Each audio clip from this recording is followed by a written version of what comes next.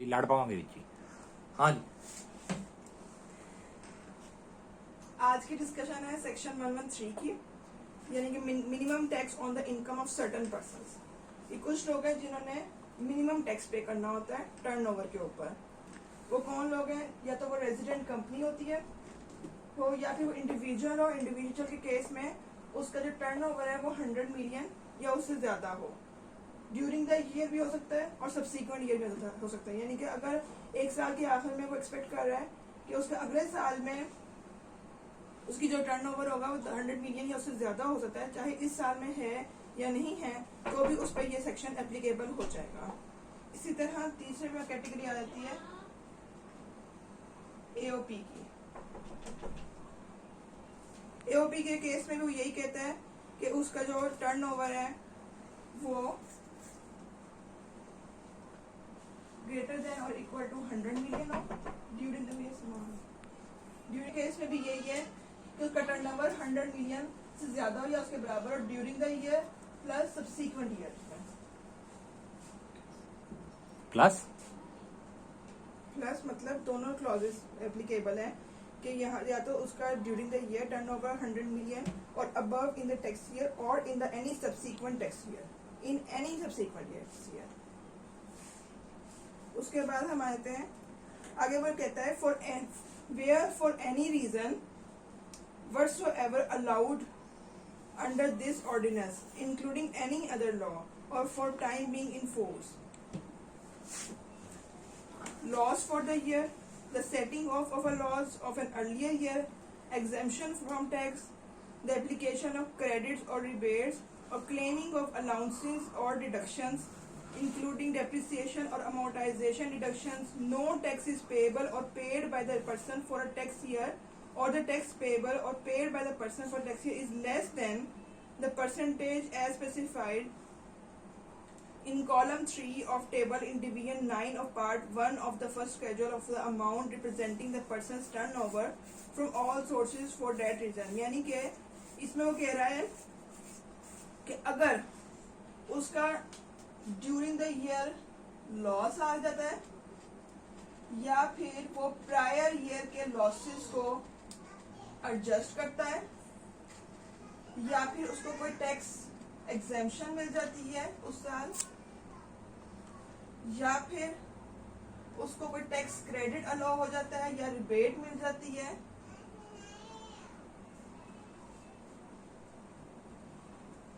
या फिर उसके डिडक्टेबल अलाउंसेस की वजह से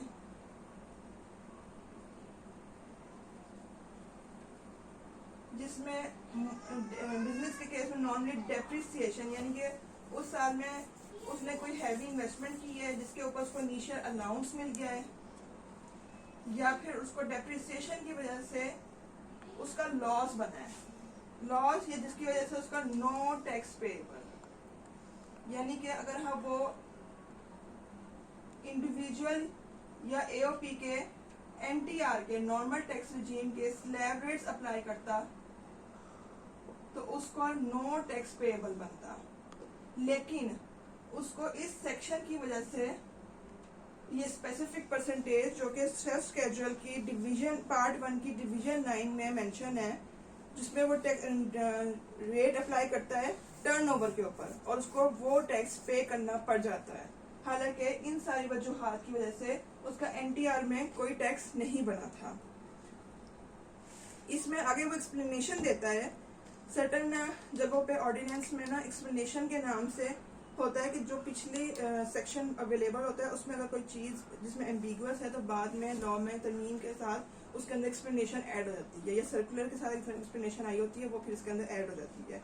वो कहता है for the purpose of this sub section the expression tax payable और पेड से क्या मुराद है does not include tax already paid और payable in respect of deemed income which is assessed as final discharge of tax liability. यानी कि paid और payable में एफटीआर में जो पे किया हुआ टैक्स है जो ऑलरेडी पेड है वो इंक्लूड नहीं होगा, और टैक्स पेएबल और पेड अंडर सेक्शन 4B वो भी इसमें इंक्लूड नहीं होगा। 4B को हम बाद में देख लेते हैं कि 4B में क्या लिखा हुआ है। इस बात का मतलब क्या, मुझे तो कुछ समझ नहीं आई। मिटा के वहां समझा रहा हूं।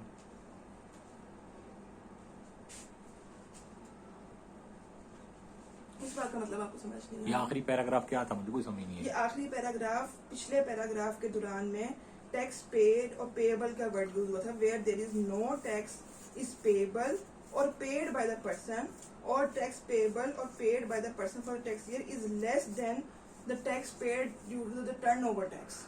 मतलब मैं एक बात मेरी बात जो समझ में नहीं आ रही ना, मैं एक रिवाइज करता हूँ, बताओ कहाँ गलत हूँ। रेजिडेंट कंपनी है, एनटीआर इसमें 113 में फॉल कर जाएगी बगैर किसी तफरीक के। मतलब इसने तो एडवांस टैक्स देना ही देना है। टर्नओवर टैक्स अंडर सेक्शन 113 देना एडवांस टैक्स है ना, वो एडवांस टैक्स है अंदर 113, वो देना ही देना है। ठीक है। अच्छा, उसके बाद आ जाता है इंडिविजुअल ये एओपी का केस। इंडिविजुअल के केस के अंदर आपने कह दिया कि 100 मिलियन। जरा आप लॉ की वो देखेंगे, 10 मिलियन तो नहीं था पहले, क्योंकि ये अपडेटेड बुक है ना, ये पिछले साल 2020 तक क्या था, नीचे लेजिस्लेटिव हिस्ट्री लिखी होती है।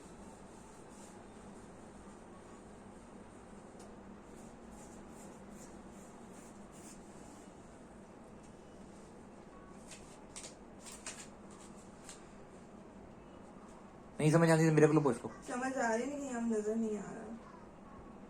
जहाँ 100 मिलियन का वर्ड है ना, वहां 1 2 3 में से कुछ लिखा होगा ऊपर से। Substituted for the word 10 by the Finance Act 2021. Earlier it was substituted for the word 50 by the Finance Act 2016. हाँ जी। 2016 में ये 50 मिलियन की लिमिट थी। ठीक है। 2000 पहले फिर ये 2016 से पहले फिर 2016 में ये 10 हो गई थी। ठीक है। और उसके बाद 21 में अब ये 100 पे आ गई है। 100 पे आ गई है, मतलब पहले थी, यानी कि अब जबकि हम 2021 की टैक्स रिटर्न 50 मिलियन का क्या मतलब है? भला उर्दू में क्या बना, कितने लाख बना, कितने करोड़ बना? 5 करोड़ बन गया। 5 करोड़ बन गया। पहले लिमिट थी कि अगर आप 5 करोड़ जो है वो आपका टर्नओवर हुआ तो आप इधर चले जाएंगे 16 में है। अच्छा, फिर 20 में जाके क्या हो गया? 10 मिलियन 10 मिलियन हो गया, मतलब घटा दिया इन्होंने, घटा दिया इन्होंने कहा जी 1 करोड़ वाला बंदा भी जो है ना वो अपना टर्नओवर जमा कराए, इधर से कलेक्शन करने की कोशिश की उन्होंने। अब उन्होंने क्या कह दिया, उसको बढ़ा के 100 कर दिया। वो कहा जी इसको 100 पे ले जाओ, वहां से अब इसकी कलेक्शन तो हो नहीं रही, इसी तरीके से लोग भी खिलाफ है। और सच्ची बात यह है, सही भी बात है कि उसने कहा जी इसको 100 मिलियन पे आप ले जाएं, मतलब अब आप इसको 10 करोड़ पे ले जाएं। 10 करोड़। लेकिन आजकल क्योंकि हम रिटर्न भर रहे हैं 2021 की, तो 20 की 21 की, हाँ 20 रेलेवेंट है 2020 का एक्ट, जिसके अंदर था 10 मिलियन 10 मिलियन एप्लीकेबल था। 10 मिलियन अगर हम एप्लीकेबल था। टैक्स ईयर 2021 को अपने ज़हन में रखें और पुरानी प्रोविजन को 2021 के फाइनेंस एक्ट से पहले वाले को ज़हन में रखें, जब टर्नओवर की लिमिट 10 मिलियन की 10 मिलियन की, हाँ 10 मिलियन थी ना। उसको साथ हम एग्जांपल से हम इसको जरा अंडरस्टैंड करने की कोशिश करते हैं कि एक इंडिविजुअल तो 16 से पहले वाला जो है, था। 16 से पहले वाला तो वैसे भी ऑब्सोलीट हो गया ना, अब तो टाइम बार नहीं हो गया टाइम जी। तो इंडिविजुअल या नोटिस एओपी आया। हाँ, इंडिविजुअल या एओपी था, उसका जो टर्नओवर बना यानी कि रेवेन्यू, ये टर्नओवर की तो आगे डेफिनेशन कर रहा है, उसके मुताबिक बात कर लेंगे उसमें। उसका बना था वो 10 मिलियन। हाँ। अब जो उसके सारे अलाउएबल एक्सपेंसेस थे अंडर टैक्स, हाँ। वो डिडक्ट होने के बाद सपोज डेप्रिसिएशन वगैरह और सारा कुछ, या पिछले कैरी फॉरवर्ड लॉस था उसका। हाँ। जैसे कि अभी हम यार टर्नओवर पे तो डायरेक्ट रेट नहीं लग जाता। हाँ जी, और तो डायरेक्ट रेट लग जाएगी, लायबिलिटी बन जाएगी ना सीधी। हाँ जी, अब अभी हम आगे प्रॉफिट बना रहे हैं। ये तो प्रॉफिट के अंदर तो फिर सिंपल रेवेन्यू आ जाएगा ना, टर्नओवर तो नहीं आएगा। टर्नओवर तो हायर ऑफ द सेल या हायर ऑफ द, मतलब डेफिनेशन और है। यहाँ बात टर्नओवर की खत्म हो गई कि उसका टर्नओवर 10 मिलियन है। हाँ। अगली बात हो रही है कि उसके एक्सपेंसेस हैं। सेल भी होगी ना पहले से, टर्नओवर सेल को जरूरी तो नहीं है ना सेल ही हो, नॉर्मली तो सेल होती है ना, जरूर लिमिटेड नहीं है ना। मैंने आगे लिख दिया कि फॉर एग्जांपल उसका रेवेन्यू फिर हमने बेस कर लिया टर्नओवर को रेवेन्यू पे। हम एक ठीक है, सिंपल एग्जांपल से इस सिनेरियो को समझने की कोशिश कर रहे हैं। हाँ। कि उसकी जो सेल थी, जो कि टर्नओवर की डेफिनेशन में फॉल करती है, वो हाँ। 10 मिलियन थी। ठीक है। और उसके बाद उसके कुछ एक्सपेंसेस थे, डेप्रिसिएशन थी उसकी, कोई इनिशियल अलाउंस था उसका, हाँ। या उसका कोई कैरी फॉरवर्ड लॉस था, हाँ। या उसको कोई टैक्स क्रेडिट मिल गया, हाँ। जिसकी वजह से उसका जो टैक्स एबल प्रॉफिट पहले या इनकम बनी थी, टैक्सेबल इनकम ही होता है वैसे लॉस। हाँ वो थी, वो लॉस में चली गई थी। सपोज 5 लाख का लॉस आ गया उसको। ठीक है। अब इसके ऊपर अगर मैं उसके नॉर्मल स्लैब रेट लगाती हाँ तो उसका कोई टैक्स पेबल ना बनता, नहीं बनना था। ना हाँ सही बात है, payable कोई बनता, टैक्सेबल। ना कोई पेड बनता। ये है जो टर्म उसने यूज की थी ना, no tax is payable due to any of these reasons, हाँ उसका कोई टैक्स पेबल नहीं था, हाँ। या उसने कोई टैक्स पे नहीं किया था, या फिर जो टैक्स पे किया, सपोज यहाँ पे प्रॉफिट आया था, प्रॉफिट आया था 4.5 लाख का, हाँ। डीटीएल से ऊपर आ जाता, हाँ। और इस 50,000 पे जो उसका प्रॉफिट बनता वो हाँ। इसके परसेंटेज से कम बनता। 10 मिलियन पे कितनी परसेंटेज थी? मेरा ख्याल में 1.5% है। 1.5 या 1.25 थी। हाँ 1.25 है, हाँ। तो 1.25 अगर हम 10 मिलियन पे अप्लाई करें तो 1 मिलियन का बन गया 1% 1 लाख, ये बन गया 10 लाख, 1,25,000 बन गया ना, 1,25,000 बन गया। 1,25,000 का उसका ये टैक्स बन गया। जबकि अगर उसका कोई प्रॉफिट ना होता, कोई इनकम ना होती due to any of these reasons, यानी कि उसने नो टैक्स पेड और पेएबल, या फिर जो उसने टैक्स पे किया या पेएबल किया, वो इस परसेंटेज लगाने के बाद जो टैक्स बना था वो इससे कम था। हाँ ठीक है। तो इसी को एक्सप्लेन करा था उसने यहाँ पे कि नो टैक्स इज पेएबल और paid by the person, or the tax payable or paid by the person is less than the percentage specified in the division 9 of part 1 of first schedule of the amount representing the person's turnover। ये percentage को जब हमने turnover से multiply करके जो tax बना था उससे वो कम था। ठीक है। ठीक हो गया। अब एक्सप्लेनेशन यहाँ फुल स्टॉप लगा के, यहाँ इस बात को जरा रोक के, हाँ। वो एक्सप्लेन कर रहा है, आपको एक्सप्लेनेशन दे रहा है टैक्स पेबल और पेड की। ठीक है। कि इस पेबल को जो हमने पेड बनाया था, हाँ। इसको एक्सप्लेन करते हुए बता रहा है कि इसमें हमने क्या इंक्लूड नहीं करना। हाँ। हमने अपने FTR वाला टैक्स इंक्लूड नहीं करना। हाँ वो नॉर्मल और जेनरिक हमने रूल। सेक्शन 4B वाला पेबल इंक्लूड नहीं करना। ठीक। ठीक हो गया। अब वेयर दिस सेक्शन अप्लाई, अब बात को वो यहीं से कंटिन्यू कर रहा है। हाँ। जहाँ ये सेक्शन अप्लाई हुआ, अब वो बताता है कि एग्रीगेट ऑफ टर्नओवर में क्या क्या आ जाएगा। हाँ। The aggregate of the persons turnover, यानी कि टर्नओवर को डिफाइन करना से शुरू कर दिया ना। हाँ जी। टर्नओवर में जब हम सेक्शन 113 के अंडर क्या क्या आएगा, shall be treated as defined in the subsection 3 for the tax year, shall be treated as the income of the person for the year chargeable for the tax. For the removal of doubt, it is clarified that the definition turnover covers the receipts from all business activities, हाँ जी। from all business business activities. Business activities normally हमारी वो activities होती हैं जो हमारी principal किसी भी business की एक्टिविटी होती है। फॉर एग्जांपल अगर उसने कोई सेल की है, व्हीकल की सेल कर दी है, हाँ नहीं वो उसमें उसको गेन आया है, ना ये बिजनेस एक्टिविटी बिजनेस एक्टिविटी नहीं नहीं है, है। तो ये टर्नओवर के अंदर इंक्लूड तो बेसिकली वो कह रहा है रिसीट है, रिसीट्स को देखें, हाँ जी, लेकिन कौन सी ये देखें, receipts सारी है। बिजनेस की एक्टिविटीज को ये देखें। रिसीट्स हैं, ये रिसीवेबल नहीं है। हाँ इसीलिए मैं सेल की अमाउंट पे जब आपने कहा ना रेवेन्यू, मैं रेवेन्यू पे खटका था क्योंकि उसने रिसीव, अगर हम देखें वैसे तो अकाउंटिंग सारी एक्रूवल पे हो रही होती है। एक्रूवल पे हो रही है, लेकिन प्रैक्टिकली हो ये होता है कि मोर और लेस जो सेल टोटल आ रही होती है उसमें पिछले साल की रिसीव हो रही होती है फिगर्स, हाँ। और इस साल वाली थोड़ी क्रेडिट पे होती हाँ, है, लेकिन payable वो होती है, रिसीवेबल होती है, तो राउंड अबाउट फिगर सेम ही बन जाती है। नहीं, वो मैं revenue- सेक ऑफ ईज आपका जो रेवेन्यू PNL में आ रहा होता है हम उसी को ही टर्नओवर कंसीडर कर लेते हैं, लेकिन ये करना नहीं चाहिए। लॉ नहीं कहता, लॉ कहता है जो रिसीट्स हैं आपके सारे बिजनेसेस की। अच्छा मुझे एक बात बताओ, इसमें एग्जाम्प्ट वाला जो हमारा बिजनेस है, अभी हम आगे पढ़ रहे हैं। Receipts from all the business activities in line with expression turnover from all sources used in subsection 1 including but not limited to the receipt from sale of immovable property where such receipt is taxable under the head income from business।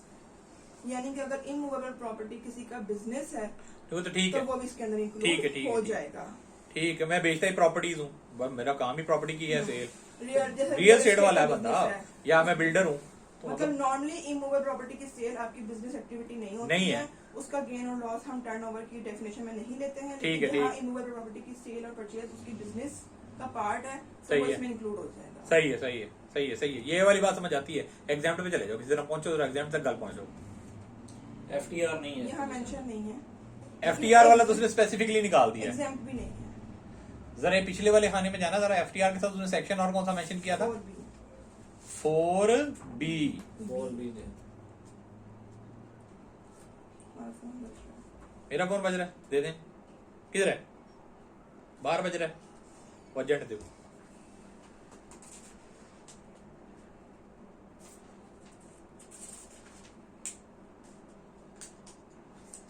Four B है super tax for rehabilitation of temporary displaced person. नहीं नहीं, ये तो इसका concern ही नहीं है। ये इसको वो कहते हैं बिजनेस एक्टिविटी ही नहीं है ये।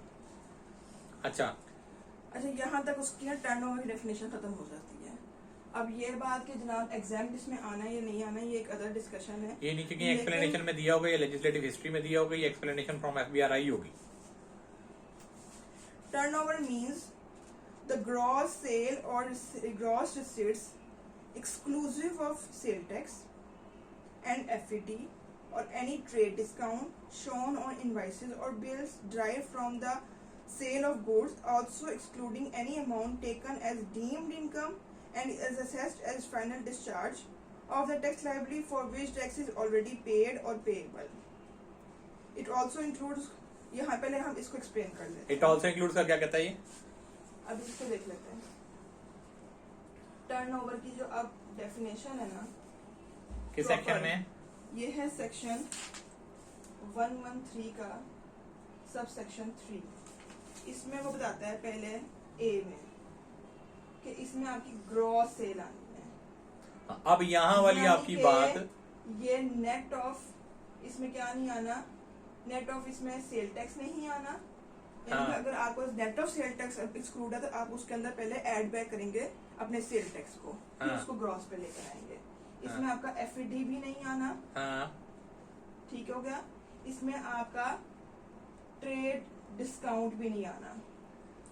तो टोटल सेल में से डिस्काउंट में मैं आपको यहाँ एक्सप्लेन कर दूं कि डिस्काउंट जो होते हैं वो नॉर्मली दो टाइप के होते हैं, एक ट्रेड डिस्काउंट और एक कैश डिस्काउंट। कैश डिस्काउंट जो होता है ना, वो आपका होता है अर्ली पेमेंट डिस्काउंट, यानी कि अगर आप जल्दी पेमेंट कर देंगे तो वो Okay. डिस्काउंट आपको मिल जाएगा। क्रेडिट सेल्स में नॉर्मली मिलता है। ये आपकी सेल में एडजस्ट नहीं हो रहा होता P&L के अंदर, ये आपका एक्सपेंस होता है, सेलिंग एंड डिस्ट्रीब्यूशन एक्सपेंस होता है आपका। जबकि ये जो ट्रेड डिस्काउंट होता है, जो प्रॉपरली आपकी इनवॉइस पे शो हो रहा होता है और एज पर बिजनेस नॉर्म होता है, ये आपका ट्रेड डिस्काउंट होता है और ये आपका नॉर्मली सेल्स पर से एडजस्ट हो रहा होता है। तो इसको निकाल के आपने अपनी ग्रॉस सेल, यानी इसको भी नहीं आपने एडजस्ट करना, इस ट्रेड डिस्काउंट को भी एडजस्ट नहीं करना। एडजस्ट नहीं, ऐड नहीं करना, एडजस्ट करना है। एडजस्ट से मुराद लेस हो जाएगा ना, लेस कर देना, तो लेस ऐड नहीं करना करना है। इसको लेस नहीं करना, इसको निकाल के वापस, यानी कि नॉर्मली अगर 100 की सेल है और हाँ। 10 का डिस्काउंट था और 90 की सेल आपके P&L में शो हो रही है, तो हाँ। आप ये 10 का ऐड बैक करके अपनी 100 की ग्रॉस सेल लेनी है। मतलब वो इसका कहते हैं सेल logic टैक्स को है। भी शामिल करें। हाँ जी। पढ़ो जरा दोबारा, मैंने नहीं लगता है गल कह रहे हो। द ग्रॉस रिसीट्स हाँ। Exclusive of sale tax, inclusive नहीं। जब वो इंक्लूसिव का वर्ड यूज होगा मतलब सेल टैक्स लेस करके उसके अंदर यार, इंक्लूड हो गया। सेल टैक्स ऐड होगा ना, ऐड होगा तो उसको बाद में एक्सक्लूसिव करेंगे ना, निकाल रहे हैं ना फिर। ग्रॉस उसी का रिसीट मतलब है कि निकाल- एक्सक्लूसिव सेल टैक्स निकालने के बाद, निकालने का मतलब क्या होता है, उसको ऐड बैक करना। ओ नहीं यार साइमा, नॉर्मली जो फोर्थ स्केड्यूल की रिक्वायरमेंट है आपके कंपनीज ऑर्डिनेंस की, प्रेजेंटेशन की रिक्वायरमेंट है, वो कहता है कि आपने सेल नेट ऑफ, अब आप आहिस्ता आहिस्ता ना फ्रेम से जाते जाते जाते जाते वहां पहुंच जाएंगे। हाँ। आपने जो अपनी सेल्स हैं वो नेट ऑफ सेल टैक्स दिखानी होती है। हाँ। नेट ऑफ सेल टैक्स और एनी कमीशन और रिलेटेड हाँ। जो एक्सपेंसेस होते हैं ना, डायरेक्ट सेल्स रिलेटेड होते हैं, वो आप सेलिंग एंड डिस्ट्रीब्यूशन में नहीं, यही नेट करते हैं। और आपकी सेल जो P&L में शो हो रही होती है वो sale net of sale tax होती है, वो आपकी नेट सेल्स कहलाती है। अब जब वो फिगर यूज का वर्ड यूज होता है ग्रॉस सेल की, तो यानी कि जो आपने उसमें से खत्म किया हुआ, माइनस किया हुआ सेल टैक्स, जो आपने उसमें से एफईडी माइनस करी हुई है, जो आपने उसमें से ट्रेड डिस्काउंट माइनस किया हुआ है, उसको आपने ऐड बैक करना है ग्रॉस सेल पे जाने के लिए। यार पढ़ो इसे दोबारा, मुझे फिर शक है इस पे। फिर आप इसको जरा पॉज कर लो। हाँ चलो, डिस्कशन को हम कंटिन्यू करते हैं। हम पढ़ रहे थे टर्नओवर की डेफिनेशन, और उसमें सबसे पहला जो पॉइंट था कि ये कि आपने ग्रॉस रिसीट्स लेनी है। कुछ समझ नहीं आ रहा, यहाँ से मिटा लें जरा।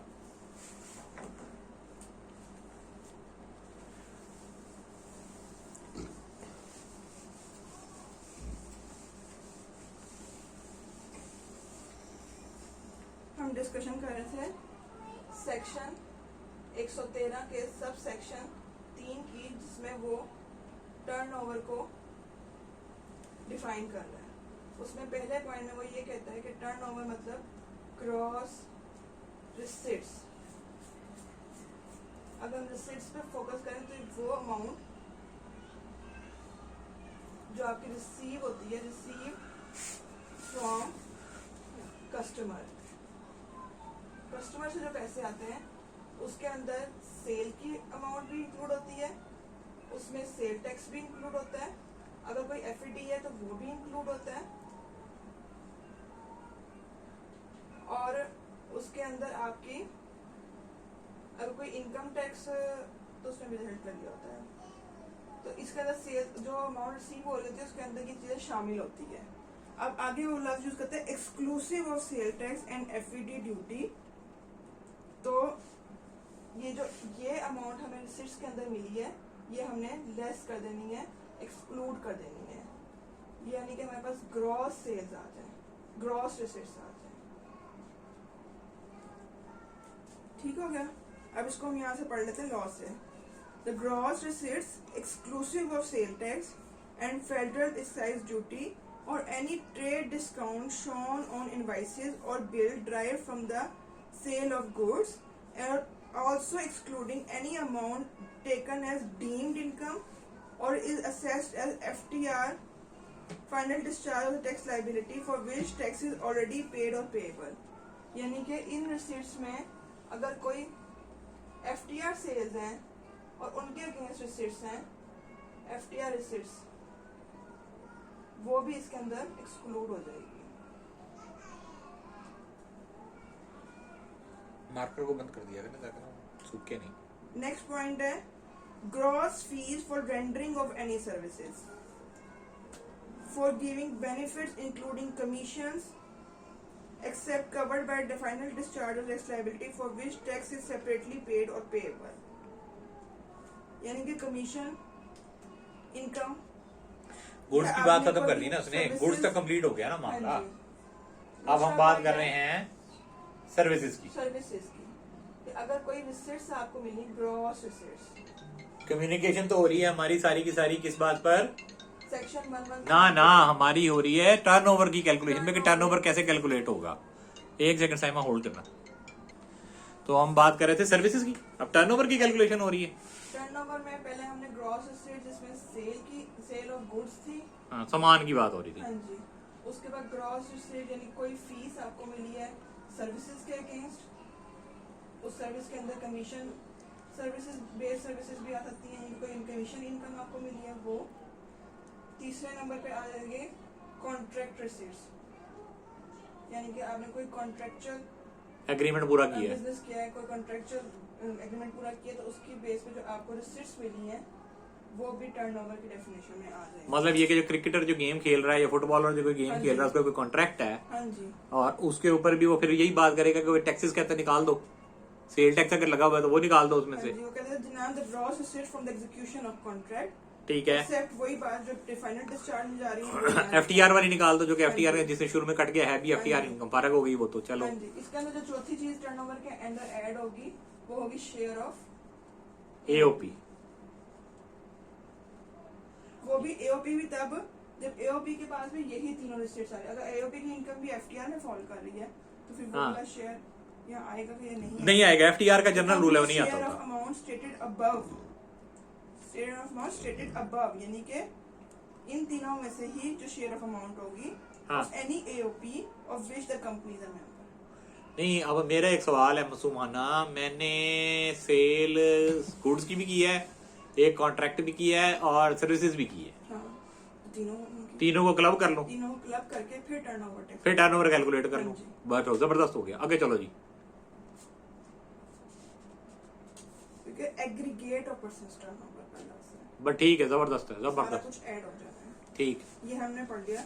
सबसेक्शन 3 पढ़ लिया हमने। सबसेक्शन 3 पढ़ लिया। हाँ। सबसेक्शन 1 हम पहले पढ़ चुके थे। हाँ। अब हम 2 पढ़ रहे थे, जिसमें हमने पहले बात की थी कि where this section applies the aggregate of person turnover में क्या आएगा, वो डेफिनेशन हमने नीचे पढ़ ली है। हाँ जी, हाँ जी। और अब यहाँ पे भी एक एक्सप्लेनेशन है for the removal of dot, वो भी हमने पढ़ लिया था कि उसकी इमूवेबल प्रॉपर्टी की इनकम तब आएगी जब वो उसकी बिजनेस इनकम होगी। हाँ, मतलब अगर वो प्रॉपर्टी डीलर हो तो हाँ जी। और इसमें टर्नओवर फ्रॉम ऑल सोर्सेज आ जाएगी। सही है, जबरदस्त हो गया। अब अगला बी है, the person shall pay as income tax for the year instead of the actual tax payable under this ordinance, minimum tax computed on the basis of rate specified in division 9 of the part 1 of the first schedule। ਕੀ ਕਹਿੰਦਾ ਹੈ?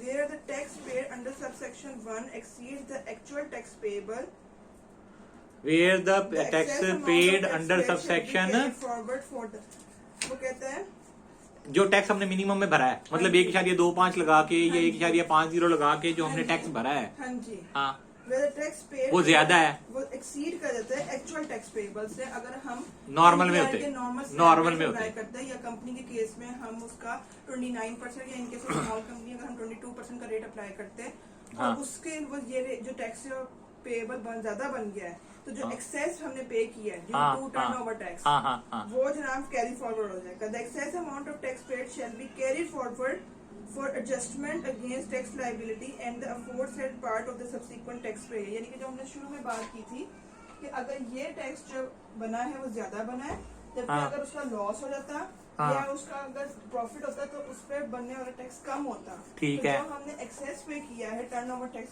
इस section 113 की वजह से, हाँ, तो वो access जो है वो कैरी फॉरवर्ड हो जाएगी, और फ्यूचर में अगर कोई लॉस आता है या फ्यूचर में अगर कोई टैक्स लायबिलिटी ये ज्यादा बन जाता है, लाइबिलिटी बन जाती है, फ्यूचर में यानी कि आपको लाइबिलिटी हो जाती है, एंड लाइबिलिटी तो ये भी है, हाँ, मिनिमम की, फ्यूचर में अगर कोई एनटीआर में ज्यादा बन जाता है टैक्स, हाँ। तो उसके अगेंस्ट वो जो हमारा कैरी फॉरवर्ड मिनिमम टैक्स है, हाँ, वो एडजस्ट नहीं करने देगा, वो एडजस्ट हो जाएगा, नहीं करने देगा, वो चेक करना आगे, आप आगे बढ़ोगे पता लगेगा, वो नहीं करने देगा।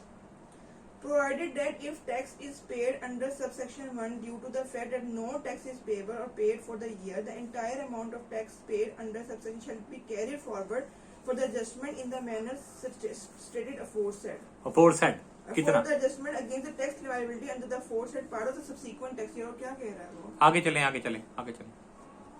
Provided further that the amount under this clause shall be carried forward and adjusted against tax liability for the 5 tax year immediately succeeding from the tax year for which the amount is was paid. ये adjustable है, इसी के ऊपर तो हमारा deferred tax rise होता है।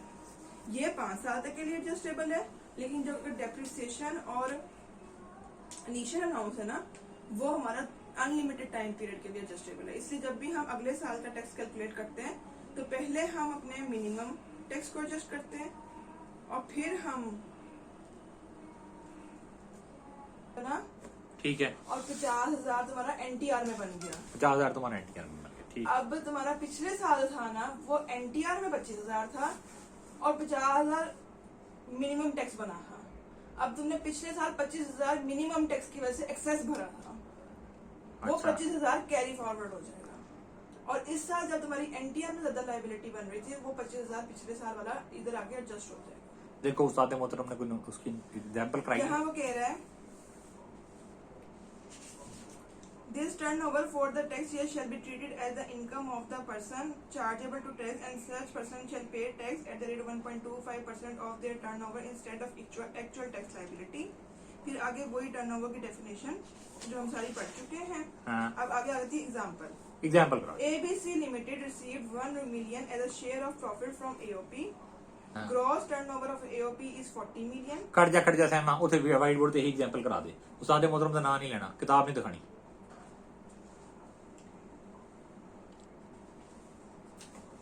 काम ना करना इस तरह दे फिर मैं कैसे देखूंगी इसमें से? लो जी हुण तुसी देख लो अच्छा जी, अब इसको हम ना एक एग्जांपल से समझने की कोशिश कर रहे हैं। फिलहाल टर्नओवर स्क्रीन सहमा सीधी कर दो ताकि ना आए स्क्रीन की वजह से ज्यादा व्हाइट बोर्ड रखा हुआ है हाँ चलो जी ठीक हो गया। ठीक साफ कर दो ना ताकि आराम सुकून से देखा जा सके ये एबीसी लिमिटेड जो है ना, हाँ ये एक कंपनी है। ठीक है इसका शेयर है एक एओपी में। ठीक है वहां से इसको एओपी से शेयर आते हैं। ठीक है ठीक है। मुझे दिखा दो ठीक ये एबीसी लिमिटेड ठीक कंपनी है। ठीक है और शेयर है आया है एओपी से। ठीक है शेयर आया है एओपी से उसका 1 मिलियन का। ठीक हो गया। ठीक ग्रॉस टर्नओवर ऑफ एओपी था 40 मिलियन का और share of ABC limited in AOP is 35%। यानी कि ये इसको मिला है 35%। ठीक है इनके इसका 65% जो था वो टोटल बना था मतलब कुछ और ये अमाउंट उसको नेट मिला है, जबकि इसका जो ग्रॉस था ना एओपी का हाँ वो था 40 मिलियन। हैं। और अगर हम यहाँ से एबीसी लिमिटेड का शेयर निकालें एट द रेट ऑफ 35%, तो वो कितना बचता ज्यादा है? बनेगा वो बन जाता है 14 मिलियन।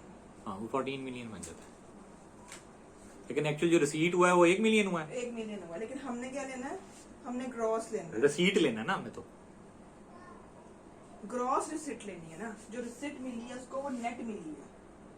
तो उसमें निकला क्या है कोई हो गया एडजस्टेबल चीजें, कोई लेन देन आपस में एडजस्टेबल होगा, कोई टैक्स एडजस्ट हो सकता है। चले आगे चलो ग्रॉस जो उसकी रिसिट्स थी एओपी की वो 40 मिलियन थी, तो उसका जो ग्रॉस शेयर की जब हम बात करेंगे ग्रॉस रिसिट्स होनी चाहिए थी। मैम, आपने माइक लगाया हुआ है? होनी चाहिए थी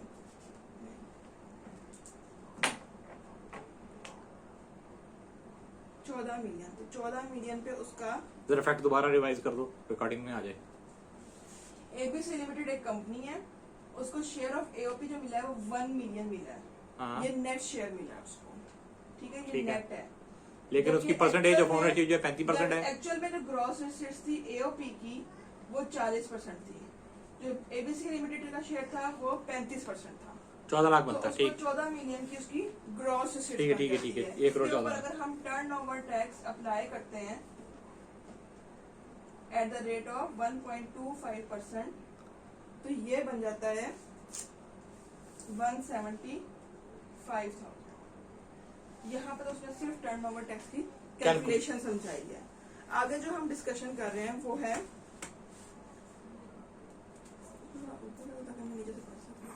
नहीं पढ़ लो कोई नहीं मसला आपकी शक्ल से ऊपर की हुई है मैंने सिर्फ आपको अच्छा जी, minimum tax to be carry forward, जो कि अभी है हमारा पॉइंट ऑफ डिस्कशन कि हाँ। कैरी फॉरवर्ड कैसे होगा। हाँ यानी कि आपने नॉर्मल में आपका बनता था 100, एनटीआर में आपका बनता था 100, और आपका ये लेस था उस टर्नओवर टैक्स से जो कि 175 है जो कि 113 के अंडर है, वो 175 है।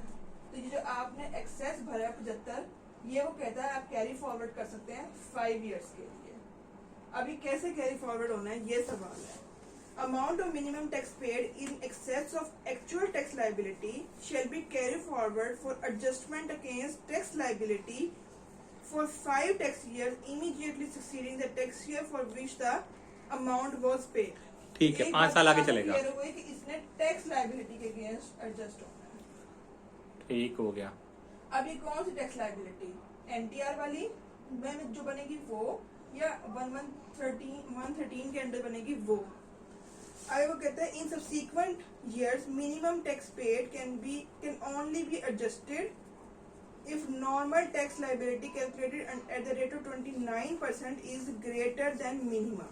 यानी कि ये जो हम सब्सीक्वेंट ईयर में एडजस्ट करेंगे 75, ये तभी पॉसिबल है अगर एनटीआर में जाके ज्यादा बन जाएगी। मिसाल के तौर पर अगर अगले साल में हमारी एनटीआर की लायबिलिटी वही 100 बनी है, लेकिन 1113 में ये 50 बन गई है।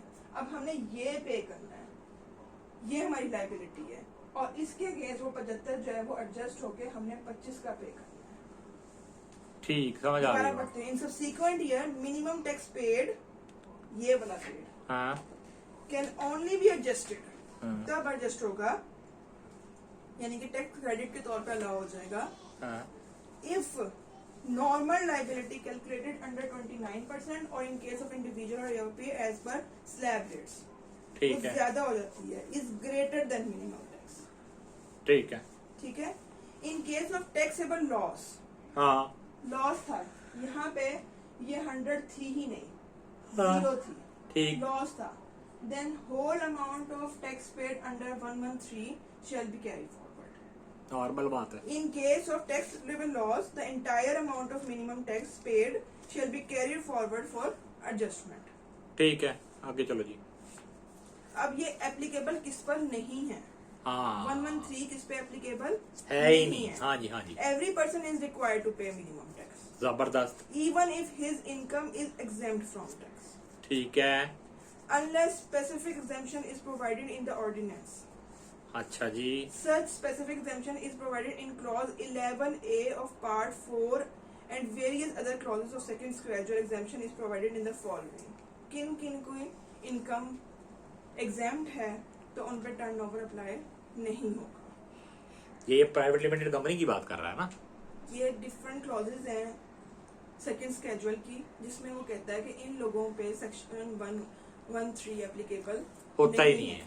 ठीक है, हो गया। लोकल गवर्नमेंट, ठीक प्रोविजनल गवर्नमेंट, ठीक है, other government bodies, ठीक है, receipts from sale of electricity produced from a biogas or biomass based cogeneration power project। ठीक है। Zone enterprises, हैं? zone enterprises Zone as enterprise. defined in special economic zone act 2012। ठीक है ठीक है ठीक है ठीक है zone developer, ठीक है। स्पेशल इकोनॉमिक जोन की प्रमोशन की कोशिश है। green field industrial undertaking पर applicable। बिल्कुल ठीक है। A resident person engaged in the business of shipping who qualifies for application of reduced rate of tax on tonnage basis as final tax under second schedule। जो FTR में चला गया बात खत्म हो गई। Petroleum dealers notwithstanding their status as company, a firm or an individual, exemption not available to sale of petroleum products through petrol pumps which are directly operated or managed by companies। सही है, यानी कि जो petrol pump petrol खाली बेच रहा है अकेला बंदा, उस पे 113 नहीं लगता, चाहे वो जितना मर्जी पेट्रोल बेचे। Venture capital company, venture capital fund, special purpose vehicle पे भी 113 एप्लीकेबल नहीं होते। यानी कि इसमें इससे एक तो वो पहले- हमारा जो है वो मिस्टर आर जो है उसको ये बेनिफिट अटेन हो गया कि वो जितनी मर्जी सेल करे, जितना मर्जी सेल करके प्रॉफिट सेल बनाता रहे, उसको 113 में नहीं जाना, बावजूद उसके notwithstanding their status as company, a firm और हालांकि वो कंपनी भी नहीं है। इवन उसकी अगर वो company कंपनी भी है तब भी नहीं। हाँ जी। ठीक है, एक तो मिस्टर आर के लिए फायदा हो गया हमें यहीं पे। अच्छा, दूसरा मिस्टर टी के हिसाब से सोचो अब जरा इस पे। पुष्टि, और टायर तो उस पे तो एप्लीकेबल जहां से कहानी शुरू हुई है तो उस पे तो एप्लीकेबल है। यार, उस पे एप्लीकेबल तो है। आप जरा मिस्टर टी का जरा केस बनाओ, हाँ देखो जरा क्या बनता है उसका। 2021 में अगर उसकी 10 मिलियन से ऊपर अगर आप सेल कर देते हैं हाँ, तो उसको टर्नओवर टैक्स देना पड़ेगा। टर्नओवर टैक्स में उसको दिलवा देता हूँ, मतलब वो एडजस्टेबल नेक्स्ट ईयर है ना, आपके मुताबिक वो नेक्स्ट ईयर में एडजस्टेबल है ना, अगर उसको हाँ कम जी। निकला। इवन अगर वो इस साल भी 1.25 से एडजस्टेबल नहीं है, अगले साल फिर अगर उसका नॉर्मल टैक्स कम बनता है और मिनिमम टैक्स फिर ज्यादा बना देंगे आप। नहीं, अगर अगले साल अगले साल उसका उसका अगले साल तो turnover टर्नओवर बन ही नहीं सकता उसका। हाँ जी, अगले साल तो कहानी 100 मिलियन में चली हाँ गई। जी, टर्नओवर नहीं बनेगा, हाँ। एनटीआर बन जाएगा। हाँ, एनटीआर में फिर अगर उसने जो सेल ऑफ गुड्स वगैरह पे दिया है वो तो फिर मिनिमम है, वो तो एडजस्ट होगा ही नहीं। अगर उससे भी ज्यादा बन जाएगा तो जो हमने पिछले साल पे कराया हुआ है वो एडजस्ट हो जाएगा। एडजस्ट हो जाएगा ना। हाँ, अच्छा, इसी तरीके से मिस्टर काशिफ जो है, नहीं तो एक मिनट मेरी बात सुने ना। ताहिर टी के केस में आप कहते हैं कि मैं उस एक 113 के अंडर है उसका टैक्स 1.25 लगा के, सपोज आप कहते हैं जी मैं उसकी 10 मिलियन की सेल दिखा देता हूँ, यानी कि 1,25,000, हाँ। ये स्टैंड अलोन है। इसमें जो एनटीआर में उसने ऑलरेडी 4.5% वेरियस जगह पे दिया हुआ है ना, हाँ, वो तो खत्म हो गया ना। adjustable नहीं है, नहीं, वो तो खत्म हो आप गया। उसका पूरा 1.25 पे कराएंगे, वो 1.25 पे करेगा। नहीं, ये इसमें से एडजस्ट नहीं होना।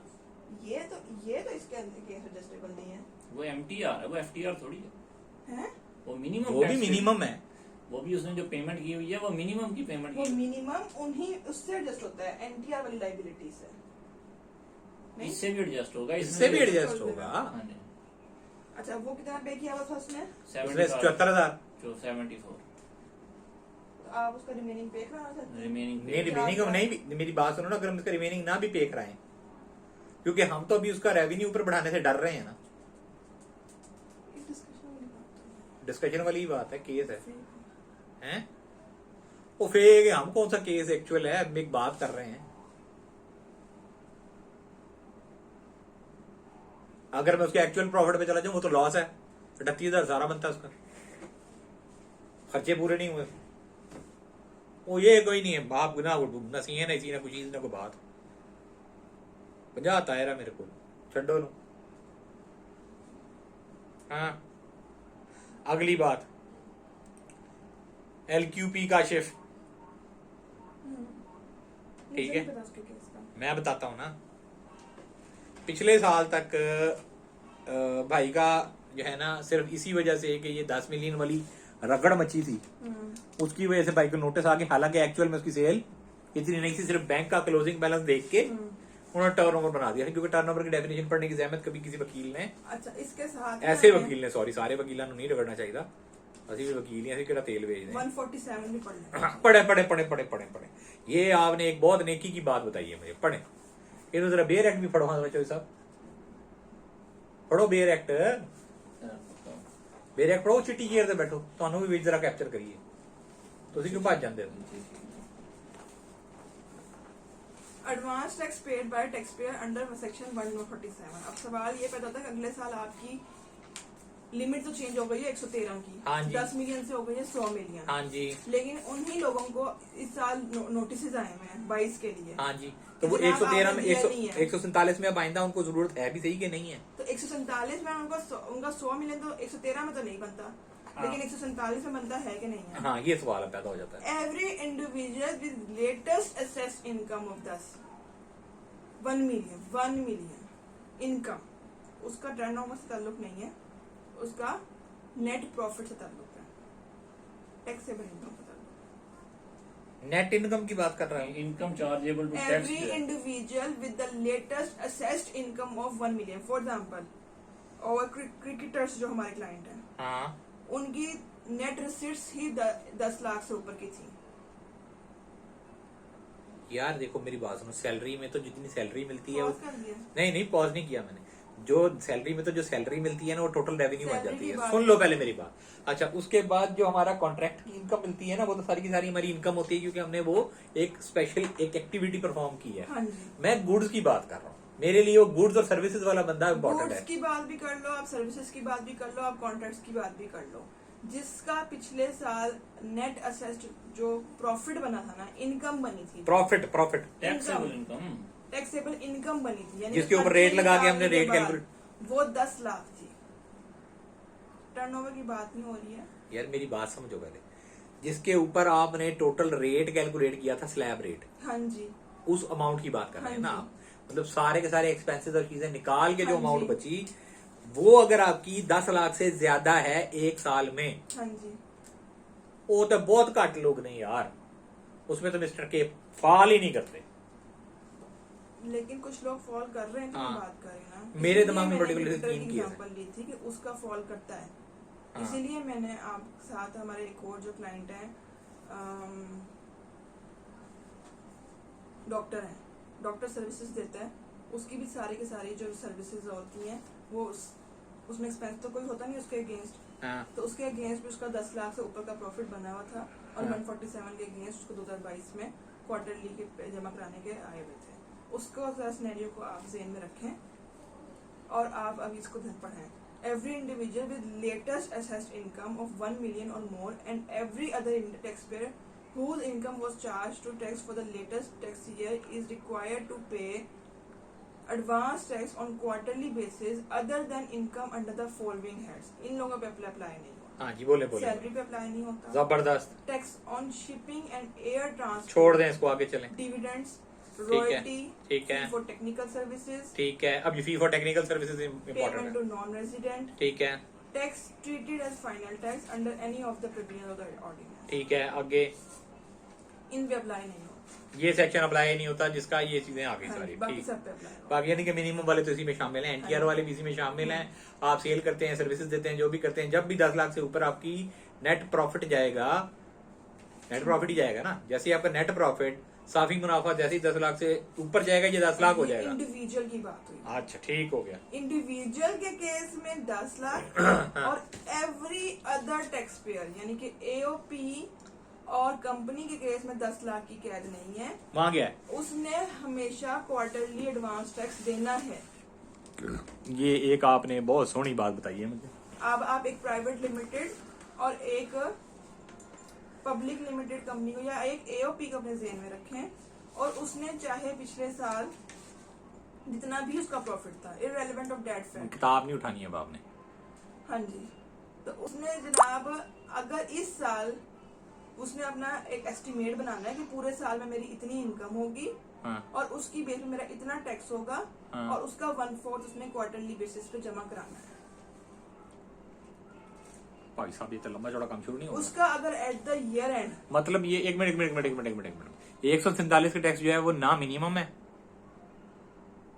वो एडवांस टैक्स है, मतलब अगर आपने दे भी दिया तो ये विद होल्डिंग की तरह ही है ना, ये एडजस्टेबल है। एडजस्टेबल है, हाँ जी, इसमें तो कोई वो बात नहीं। मेक श्योर ये करा रहा है कि आपने साल के आखिर में अब आ गया, लास्ट डेट आ गई, आपने अपनी टैक्स कैलकुलेशन की और आपका बना टैक्स 100, जबरदस्त। तो आपने 90 ऑलरेडी एडवांस टैक्स की मद में दे दिया। वो एडवांस टैक्स आपके मुख्तलिफ स्टेजेस पे भी हो सकते हैं, यानी कि इंपोर्ट अगर आपने किया है माल, आपने कोई माल परचेज किया है, आपने इलेक्ट्रिसिटी के बिल्स पे किए हैं, आपने पीटीसीएल के जरा bills पे बुकिशली किए चल लें, हैं। जरा बुकिशली चल लें, उम्मीद समझ आ गई सारी बात।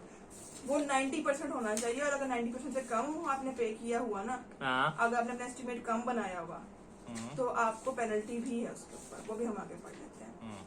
Calculation of advance tax in case of company और एओपी आप कैसे करेंगे?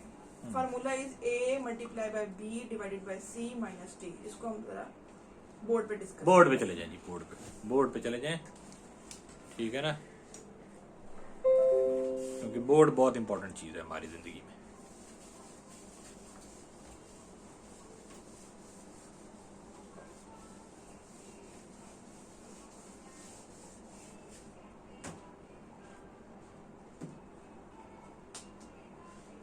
हम पढ़ रहे हैं सेक्शन 147, दफा 147।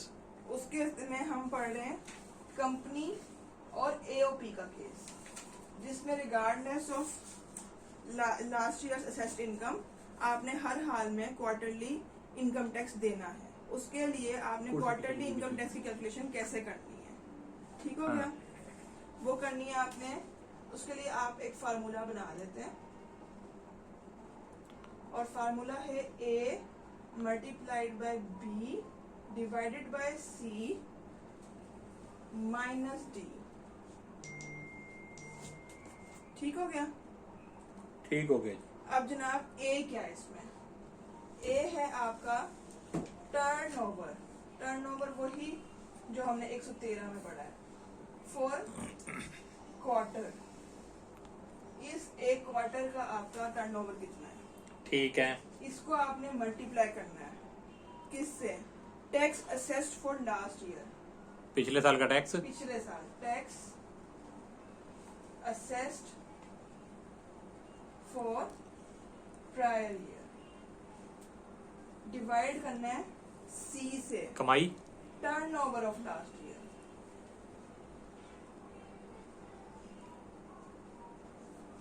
और माइनस कर देना उसमें D already paid. Tax is paid in the quarter.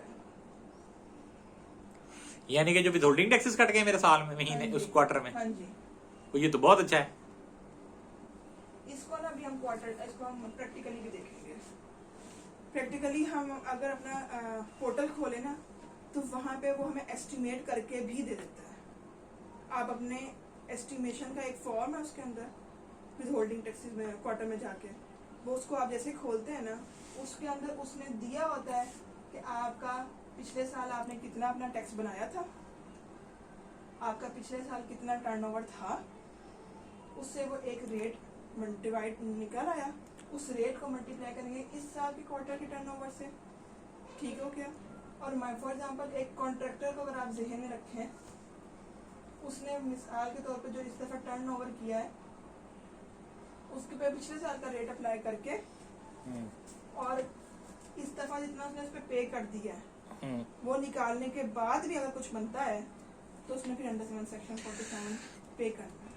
मतलब इन केस हमारा टर्नओवर है ही इस क्वार्टर में 0 तो फिर नहीं पे करना, फिर भी रिटर्न जाएगी हमारी वो 147 की। नहीं, अगर आपको नोटिस आ गया है हाँ। तो आप उसकी एक्सप्लेनेशन देंगे कि जी मेरा तो बनता ही नहीं है। तो हमारा पहले तो जो वो हमारा फ्रूट वाला केस है जिसको 147 चले जा रहा है, फ्रूट वाले को कब चलना है? चल रहा है ना बाबर यामीन को, तो बना होगा नहीं बना हुआ था, इसकी इस साल का आगे नहीं है बात ना।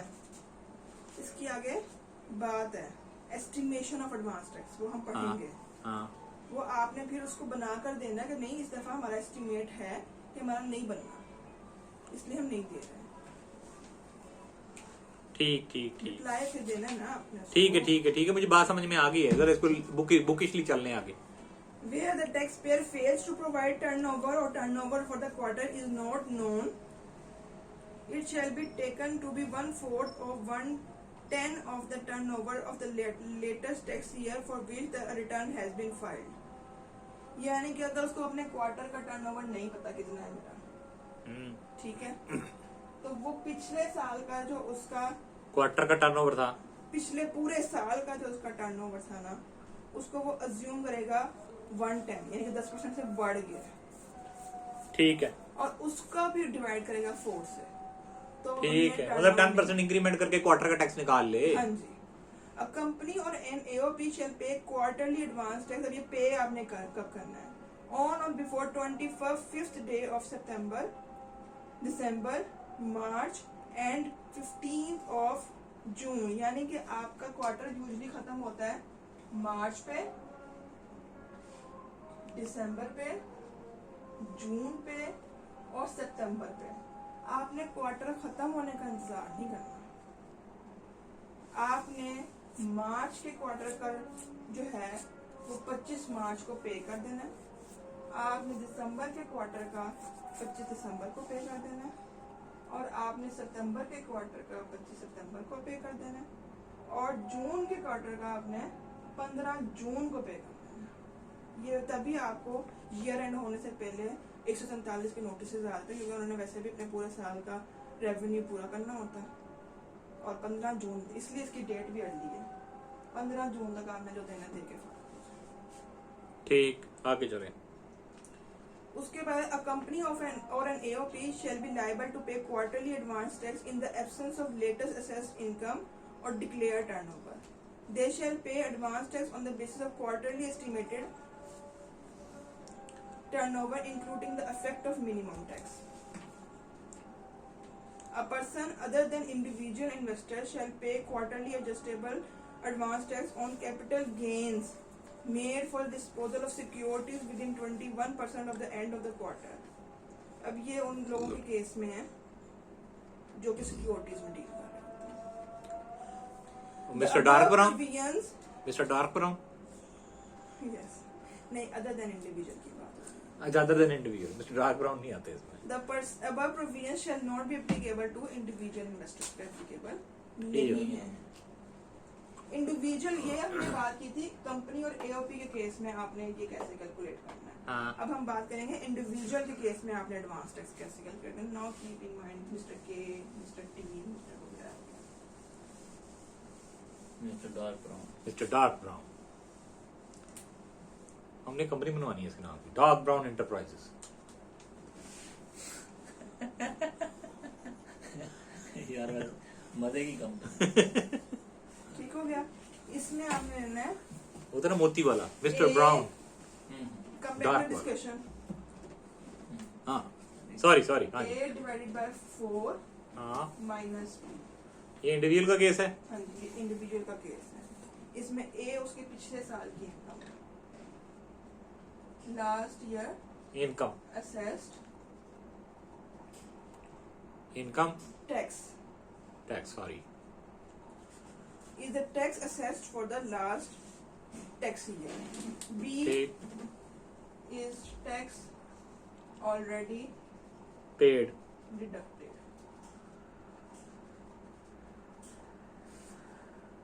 In the quarter.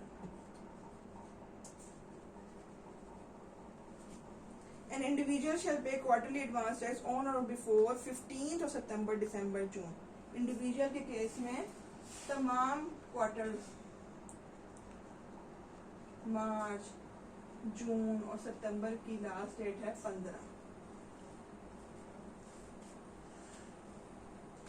अब अगर किसी का जो टैक्स बना है हमने उसको 4 में डिवाइड करना है। हाँ जी, जो टैक्स बना है हमने उसको 4 में डिवाइड करना है और 4 पे डिवाइड करके हमने ये देखना है कि इसने जो पेमेंट कराई है हाँ जी, वो कब नजर आएगी। अच्छा, जो इसने पेमेंट कराई है पिछले साल और जो क्वार्टर के एंड पे बनता है उसमें से माइनस कर दें जो इस साल पे हो गया हुआ है।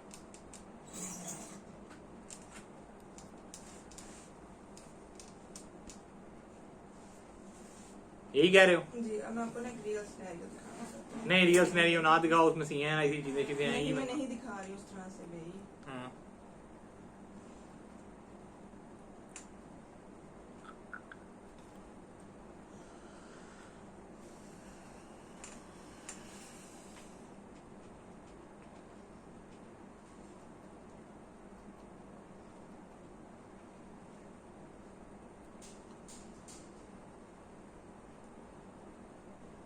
पॉज कर दो। बताओ। ये आइडस के पोर्टल में नजर आ रहा है। हाँ, थोड़ा सा इस तरफ कर दो ताकि थोड़ी और स्क्रीन थोड़ी सी क्लियर हो जाए। विद होल्डिंग टैक्स और एडवांस टैक्स की टैब में जाके थर्ड नंबर पे ये है मेमो 147 के नाम। पहली लाइन में थर्ड कॉलम में जाके हाँ ये फर्स्ट ही एक ही ऑप्शन है अवेलेबल। अच्छा, ठीक। मेमो 147 के नाम से जिसमें लिखा है 147 memo to provide estimate for advance tax. ठीक है, थोड़ा ऊंचा बोलो, स्पीकर में चला जाए। सही लगा हुआ है। इसको जब हम क्लिक करते हैं तो वो हमसे पूछते हैं कि आप पीरियड सिलेक्ट करें। पीरियड में जाके आप ईयर सिलेक्ट करते हैं 2022।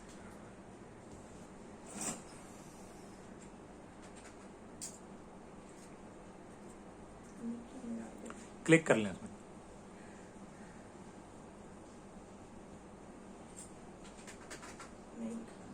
चलो, वो पीरियड सिलेक्ट हो जाता है। फिर पीरियड सिलेक्ट करके आप उसमें वो क्वार्टर सिलेक्ट कर लेते हैं अपना, तो उसके अंदर से फिर ये एक फॉर्म खुल जाता है जो मैंने ऑलरेडी खोला हुआ है। शायद इसीलिए नहीं लिखने दे रहा वो। बैंक और इसके अंदर डेटा का एक होता है जिसके अंदर उसने ऑलरेडी कैलकुलेशन की होती है normal income tax for latest year, क्योंकि इंडिविजुअल है। इंडिविजुअल का हमने फार्मूला पढ़ा है ए डिवाइडेड बाय 4 माइनस बी, यानी कि ए जो है पिछले साल का टैक्स है जो उसने पिछले साल के रिटर्न से ऑलरेडी ऑटो जनरेट कर दिया कि ये आपने 169,626 रुपीज का टैक्स ऑलरेडी दिया हुआ था।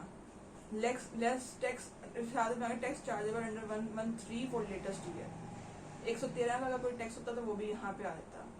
अब ए जो है tax assessed for the latest, यानी कि हाईएस्ट ऑफ द अबव, यानी कि 113 या नॉर्मल के मुताबिक जो हाईएस्ट टैक्स था वो आपका टैक्स चार्जेबल बना था, वो यही है 169,000। इसको डिवाइड करेंगे 4 से तो 42,406 ने ऑलरेडी कैलकुलेशन की है। B is the adjustable tax period during the tax quarter. ये अब बी की इंफॉर्मेशन वो यहाँ पे उसने पूरा फॉर्म दिया हुआ है एडजस्टेबल टैक्सेस का कि यहाँ पे आप वो डाल दें। यानी कि ये जो 153 के अंदर आया है, देखो 153 है सेक्शन इसके अंदर, कंट्रोल F करके 153 देखो।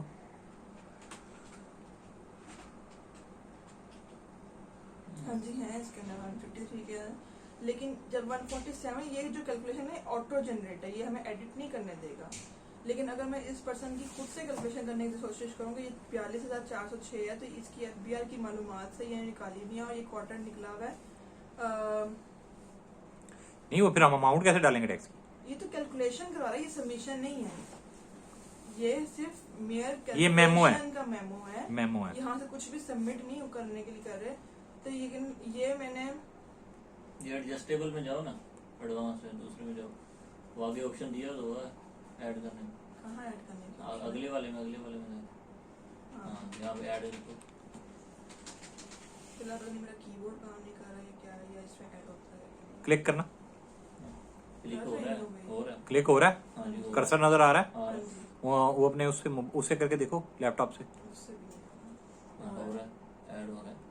अच्छा, इस बंदे का अगर मैं कैलकुलेशन करूँ तो इस बंदे ने एफबीआई की मालूमात के मुताबिक मार्च में, ये बात हो रही थी अप्रैल से जून वाले क्वार्टर की, हाँ तो इसने अप्रैल में एक प्रॉपर्टी परचेज की हुई है, हाँ उस पर टैक्स दिया हुआ है 19,000 का, हाँ और मई में इसने एक सर्विसेज दी हुई है, हाँ। उस पर 7500 का टैक्स कटा हुआ है, टोटल बनाओ, और टोटल ये बन गया है मतलब ये हमें अलग अलग डालना पड़ेगा, 800 का।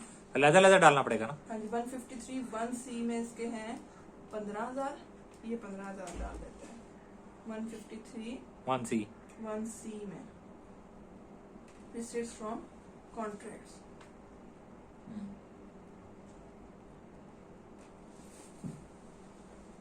यहाँ आगे इसके 15,000, ठीक हो गया। और फिर इसके हैं 236K में 19,800, 236K में, ये K में 19,800, इसको हम कर लेते हैं कैलकुलेट किया तो यहाँ पे उसने फिगर उठाई तो नहीं है, आ जाएगी वहां, अब दोबारा वहां जाके कैलकुलेट करना।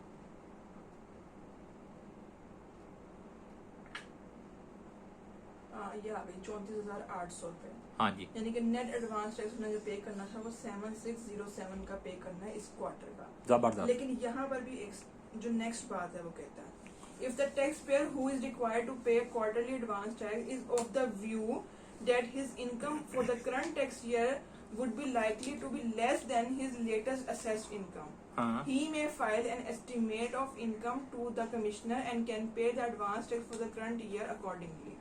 मतलब करंट सिनेरियो में अगर हम देखें तो उसकी इस क्वार्टर की इनकम, एस्टिमेट कैसे सबमिट होना है?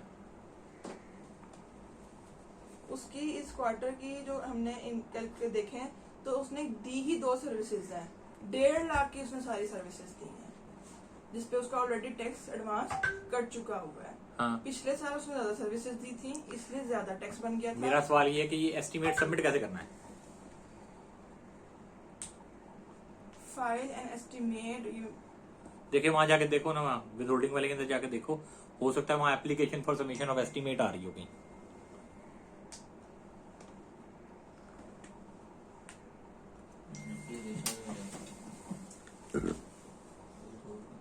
सेक्शन कौन सा है?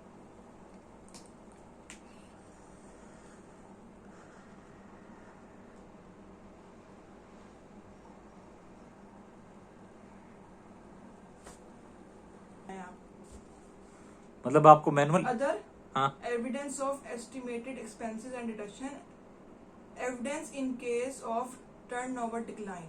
वाह भाई वाह, ये तुमने अच्छा कर दिया। अटैचमेंट में जाके हमने अटैचमेंट में जाके आप अपनी जाति कंपटीशन बनाकर सबमिट करेंगे और आप कंटेंट में जाके ये लिख दें अपनी एप्लीकेशन के, जबरदस्त। दफा टैक्स बनता ही नहीं है। हाँ, ठीक। तो मैं नहीं देता। वाह ठीक ठीक हाँ, है, ठीक। जनाब काशिफ का, मोहम्मद इस्लाम का, वगैरह वगैरह का अच्छा रिप्लाई तैयार कर। अच्छा जी, अच्छा जी।